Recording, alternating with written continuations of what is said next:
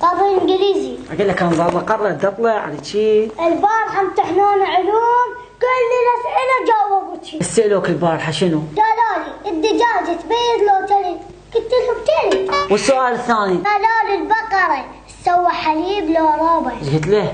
قلت لهم لا حليب ولا رابع، تسوي لبن. والله العظيم صحيح. شلون عرفته؟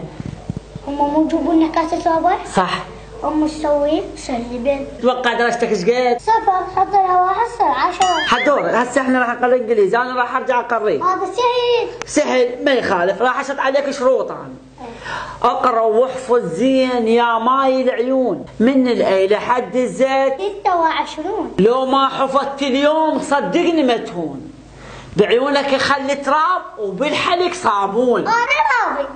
بالانجليزي اسكت وخليها، انجح من اسكت وخليها. هم راح اسكت واخليها، راح احفظك. يلا نبدا. مكتوب قدام جاك. جاك الموت يا تارك الصلاة. جاك الموت يا تارك الصلاة. حدور انا جاي علم انجليزي، لا تجزعني وانا وراي طلعه. بوست. بوس ايدي امك اليوم. حدوري اليوم اني بست ايد امي. اترجاك خلنا اقريك لان وراي طلعه. سوت وجوه، يلا سوي وجوه. الله يسود وجهك ويسود وجهي. العقوبة راح اسويها فيك. هسه نبدي بعد هبلني. هاو ار يو. محسن طق اخوك. طق اخوه. راضي؟ لا بعدين. او ماي جود، ايش بيك؟ دوخت راسي. صار امتحان اليوم عندك اساسي؟ ما ينحفظ في الذنوب والحفظ قاسي. شيء بالشعر الايد والشعر راسي.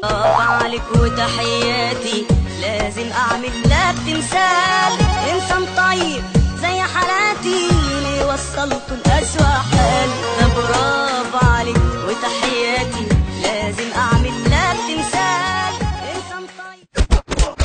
ان شاء الله عجبكم الفيديو وبقتل واشتراك بالقناة.